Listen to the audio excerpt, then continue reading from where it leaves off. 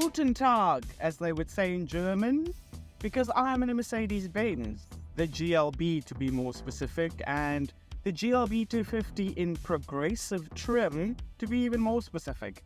Now, to be honest, I wasn't very excited about this car because I didn't really care for the way it looked. I felt like it looked quite boring. But you know what? I am self-aware enough to know that I tend to judge very quickly and I didn't want to miss out.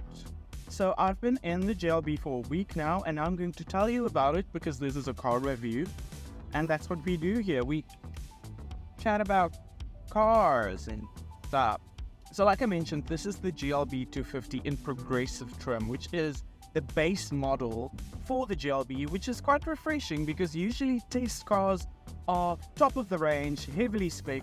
So it's quite interesting to see what you get from a luxury brand like Mercedes in a base model car. So from the outside, yeah, very boxy looking. If you've read up about this car, you will know that it gets compared to the looks of the GLS or the G-Wagon. The GLB is still a stylish looking car and it looks kind of rugged. It looks like you can go off-road, which I like. And I actually really enjoy the 17-inch wheels that you get standard on the car, although some people might find them a bit boring. Inside, stylish, well-designed interior like you can expect from Mercedes. The only thing that bothered me a little bit is that there are quite a few plasticky surfaces, but you know what, you can look past that if you really want to. It was quite interesting to see what features you get standard in the GLB and what features you don't get standard.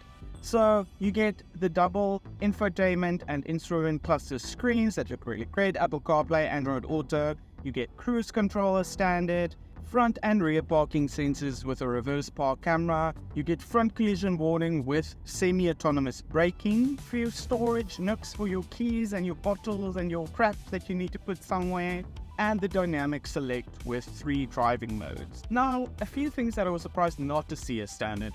Keyless entry, blind spot warnings. You don't get any sort of driver assistance systems, no adaptive cruise control, no lane keeping assist.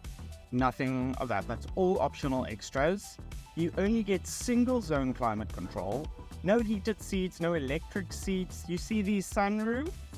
They're not standard, come at a price. Leather seats, not standard, come at a price. And you might be thinking, oh Martin, you are so spoiled with all your zippity doodahs that you think should be standard, but this car's priced over R1 million. So I just feel it's only fair to expect a few extra things. Something I didn't expect was how quick this car is. Like, this engine is very powerful and it wants to go fast. It's a very engaging, very dynamic drive. I've absolutely been loving it. At low speeds, the cabin is pretty quiet. At higher speeds, you get a bit of wind noise coming in, but that's ultimately because of the shape of the car. Backseat passengers are seated very comfortably. Ample legroom, ample headroom. There is 2 cup holders in the middle armrest, a USB-C ports, no air vents, unfortunately, which is kind of important for me because I know I hate sitting at the back of a car and the air from the aircon not reaching you and you feel like you're dying. No one wants to feel that way. The boot, nice and big, 565 liters of boot space, and flip the back seats down to make that 1,800 liters. Now you have an option of adding a 3rd row of seats in this car, which I think is a waste of space and money, because if you're driving around so many people in a GLB, you should probably just be driving a minivan or a V-Class, which I've also... I swear if this thing falls off one more time, I'm going to lose it. Because if you're driving that many people around, you should probably just be driving a minivan or the V-Class, which I've also reviewed. And I'll pop the thing up where you can go and watch it. Maybe a better choice for you if you have so many kids, God forbid. So the engine, like I mentioned, nice and powerful. You have 2 engine options, petrol or diesel in the GLB. I am in the 2-liter 4-cylinder turbocharged petrol engine that produces 165 kilowatts of power and 350 newton meters of torque. Fuel consumption is claimed at 7.4 liters per 100 kilometers, but I've only been able to manage 9.4 liters, which is not so great. If you're looking for better fuel consumption, you should probably go for the diesel. you'll still get the power and save a bit on petrol, diesel money, fuel money. So I was definitely very premature in judging the GLB before driving it.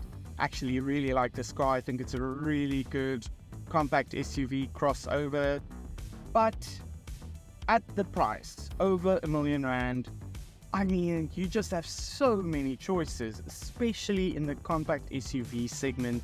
And you can also go bucky, you can go like a lot of other things. So I feel like you should just get a few extra standard features, but the engine really makes it stand out. It is just such a pleasure to drive.